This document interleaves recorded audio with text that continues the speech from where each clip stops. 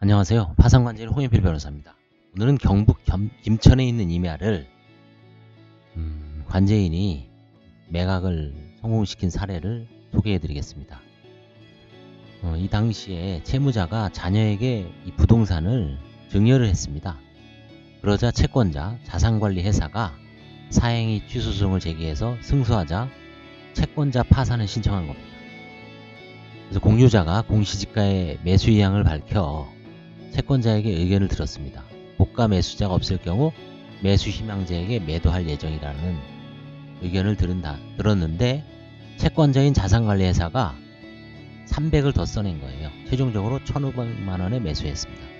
공유자는 1,200만원 정도로 이제 매수를 희망했는데 자산관리회사한테 지금 누가 공유자 중에 누가 1,200에 이걸 살려고 하는데 귀회사의 의견은 어떻냐, 싸냐 비싸냐, 아니면 별다른 대안이 있냐 의견을 물으니까 채권자 자산관리회사가 좋다, 1,200보다 자기가 300 올려서 1,500만원에 매수한 겁니다. 그 다음에 이 사안에서였던 별개의 쟁점으로 이혼시 재산분할이 있었습니다. 그 부분은 사업 규모와 자녀 양육을 감안할 때 적정하다고 판단을 했습니다. 채무자는 파산 선고 당시 58년생으로 약 55세 정도였습니다. 그 당시에 한번 주거 관계를 한번 쭉 살펴보시면 2003년에 2004년은 배우자의 전세보증금 8천만원 계속 이렇게 살다가 2005년은 건설회사의 어떤 소유의 주거를 하다가 그 다음에 이제 회사 기숙사 2010년부터는 지인이 거주지에 무상거주하고 있습니다. 무상거주 이런 경우 선배 부인 거주지에 이제 무상거주는 선배 부인이 명의로 세를 얻고 아마 월세도 30만원은 본인 돈으로 낼 겁니다. 이런 거는 사실상 무상거주라고 볼 수는 없지만 채무자 입장에서는 보증금이 자기 돈 아니고 월세도 혹시 내줄 수 있으니까 크게 차이는 없습니다. 직업 이력은 99년부터 2003년에 컴퓨터 전산 소모품 어떤 무역 내지 판매업을 한 것 같습니다. 도소매. 그 다음에 이제 가구 제조 회사도 하고 직원이었죠. 그 다음에 중국집 배달원, 팩스용지 제조사 직원, 그 다음에 배달원 등으로 근무하다가 결국은 채무자는 97년경에 이제 이미 그 사업이 좀 부도가 났죠. 이제 보증금 채무소송에서 패소해서 거의 2000년부터 이후로는 아주 어렵게 살아왔죠. 북부지방검찰청 형사고소, 강제집행 면탈죄, 무혐의, 증거불충분. 이거는 아마 이 대부 자산관리회사가 이 사건 경북 김천에 있는 임야를 아들한테 증여한 거.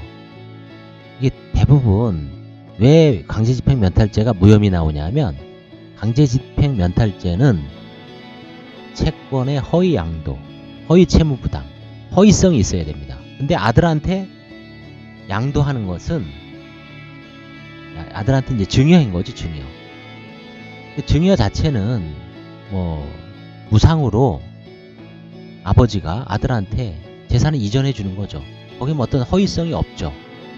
그래서 이게 강제집행 면탈죄의 어떤 형법상 구성 요건을 잘 읽어보면 이렇게 고소를 하면 대부분 형사는 대부분 무혐의가 나옵니다.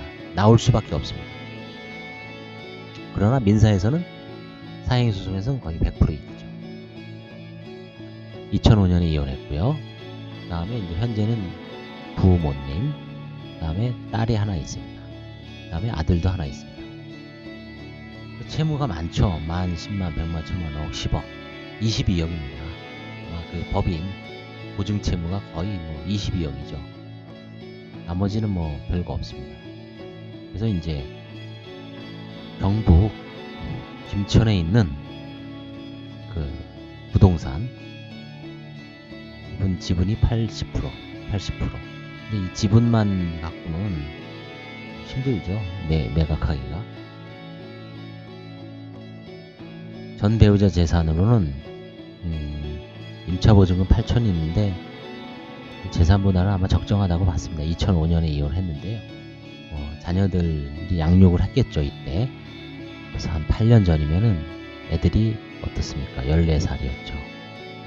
중고생인 시절에 배우자가 보증금 8천 갖고 두 자녀를 거주하는데 적정하다고 봤습니다.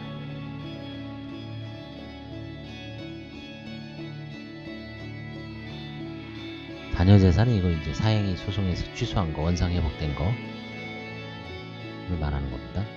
그 다음에 동양생명 보험 해약 환급금이 있었는데 246만 원은 이 당시 아마 120만 원인가 그랬어요. 면제 재산이. 만성 위궤양이 있으니까 포기했습니다. 일단 조사 쟁점은 두 가지입니다. 부동산 매각과 이혼 시 재산 분할의 적정성. 2005년 전 배우자와 이혼하면서 임차보증금 8천만 원을 교부한 거. 이게 과연 적절한 재산 분할이냐? 부인 대상이 되느냐? 이등 만약에 적정하지 않다면 부인 대상은 되죠. 지금 2012년이니까 부인권 제척 기간이 10년이란 말이에요. 15년까지는 재개할 수 있는 거죠. 당시 나오죠. 딸은 17세, 아들은 14세. 한참 돈 많이 들어갈 때죠. 양육을 전 배우자가 맞는 조건으로 거주지 임차보증금을 채무자가 포기하고 협의혼. 당시 채무자의 유일한 자산이 배우자 명의 임대차 보증인 것으로 보아 다소 부적절해 보이나 채무 면탈을 목적으로 한 가장이혼은 아닌 것으로 판단됐죠. 설사 가장이혼이라도 이거 어떻게 밝혀낼 방법이 휴대전화 통화 내역을 조회한다 하더라도 힘들죠. 일일이 가서 사는 거를 들여다볼 수도 없잖아요. 근데 이거는 그냥 적절한 어떤 상황을 놓고 규범적으로 그냥 판단하는 겁니다. 만약에 이때 애들이 다 컸다. 예를 들어서 한 25, 30살 됐는데 유일한 재산인 8천만 원을 배우자한테 넘겨줬다. 그럼 또 다른 상황이 나올 수도 있죠. 어려운 문제입니다, 이게. 채무자 소유 부동산 매각 방향. 이제 채무자가 96년 취득한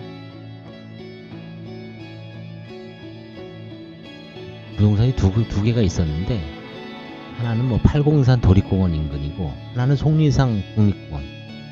아마 이게 상주하고 충북 괴산인가요? 거기 경계에 있는 임야였을 겁니다. 국립공원에 위치하는 임야하고 자녀들에게 증여했으나 채권자 자산관리 대부가 사행위 소송에서 이제 승소를 하고 채무자가 패소하죠. 채무자가 아니라 이제 아들들이 패소했겠죠. 국립공원 하나는 공립 8공산 국공립공원 인근에 위치하고 현재 채무자 지분이 80%고 나머지 공유자 각 10%인 공유산지로서 공시지가는 비쌉니다. 2,500만원. 공유자 중 박모라는 사람이 이 부동산을 약 1,200만원의 매수 의향을 밝혀왔으므로 가격을 적절히 조정하여 신속하게 매각하고 사행위 취소송의 당사자인 채권자에게도 의견을 구할 예정이다. 이게 의견을 구하는 게 중요합니다. 만약에 이 의견을 안 구하고 공유자인 박모 씨에게 1,200만원의 매각을 했다. 이미 계약을 하고 법원의 허가를 받아서 도장을 찍었는데 채권자가 이제 불만을 표시해요.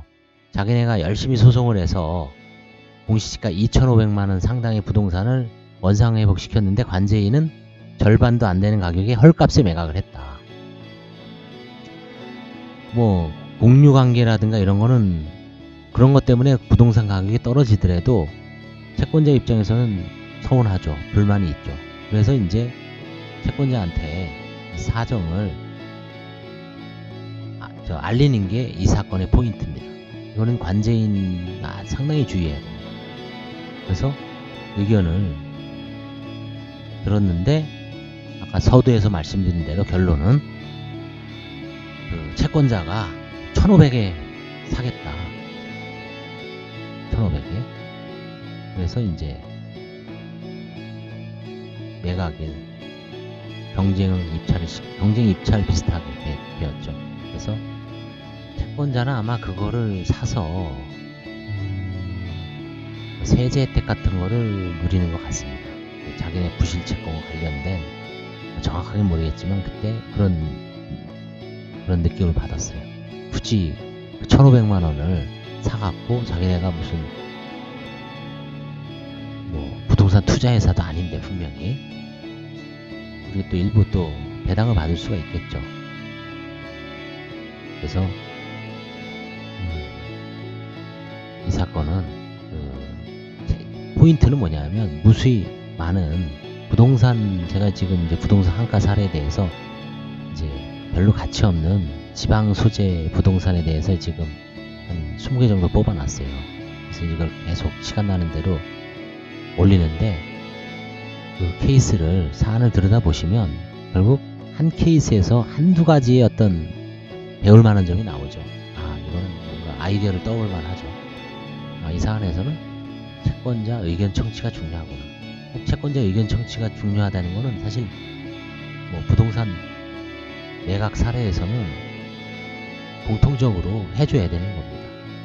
채권자들한테. 그래야지 나중에 이제 불만 제기를 안 하는. 대부분 뭐 의견 청취를 한다 그래도 의견을 제시하는 경우도 없죠. 그래서 이 사건은 좀 특이하다고 할 수 있었습니다. 감사합니다.